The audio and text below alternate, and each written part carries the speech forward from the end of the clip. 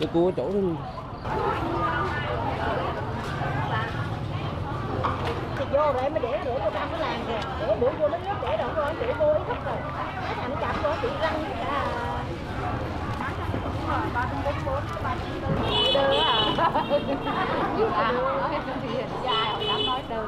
Ông cũng chơi gì mà từ bốn cái gì. Vẫn cào. Cái cào to này.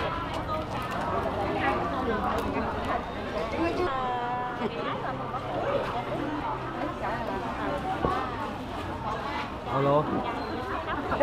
Cái lời là mua rồi. Rồi. Đang còn cái em ơi. Đang còn một tỷ này. Đúng không? 15. Rồi dù nó một trăm đi. Chị Phương ơi, em để giống rồi, bữa này em cho.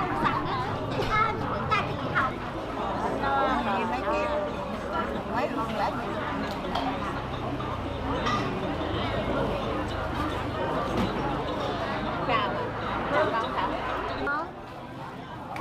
Anh đưa tiền kìa. bóng tướng là lấy người 55, đúng là Tháo cho ngọa nó, chứ không phải còn công lấy 55 đâu, mà ngọa công lấy 55.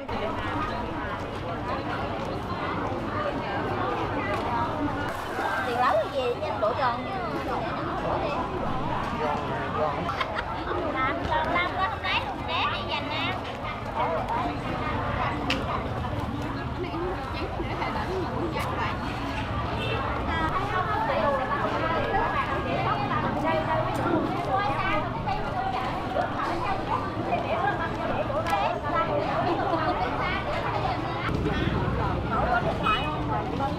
Ăn mặn của em.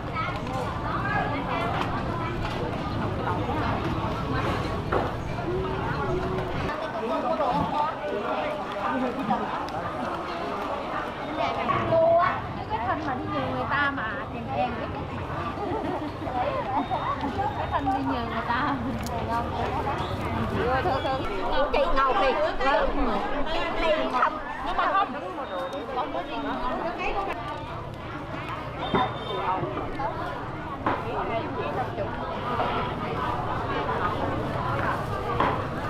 Hiểu rồi.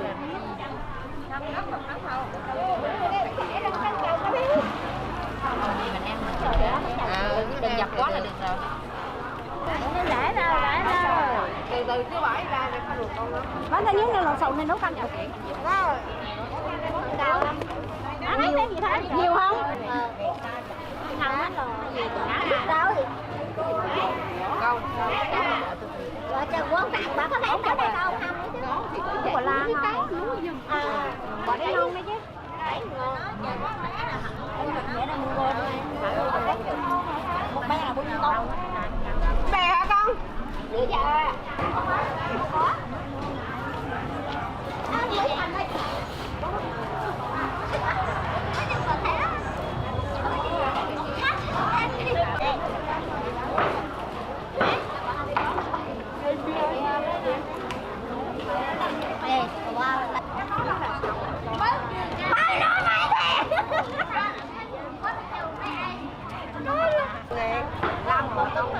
Đó kìa, đưa chi tôi chụp cô cũng chuyện đâu. Lấy tiền bỏ đây. Cái mùi đi tốt chụp bò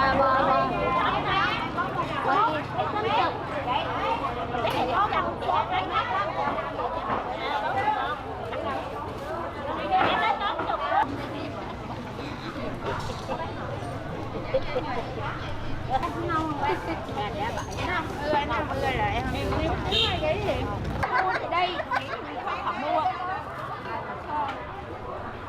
còn bọt mà đúng không con mấy gì ở tháng ném rồi mà cái gì 40.000 ở đâu để mua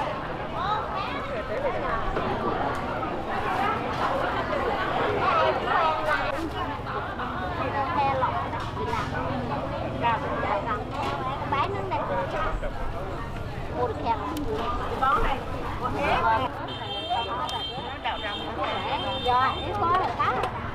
Có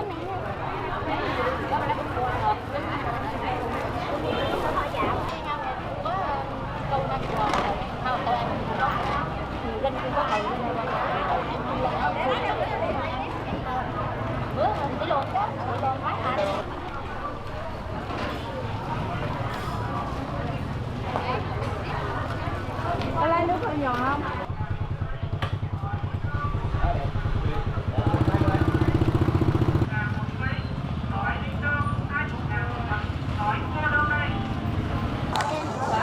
Làm đi quay mong em rồi.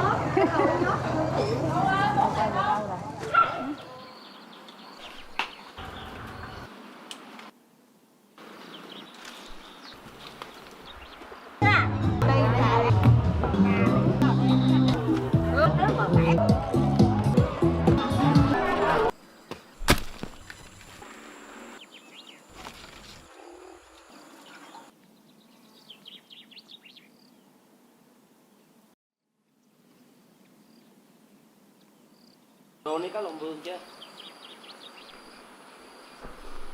Đấy.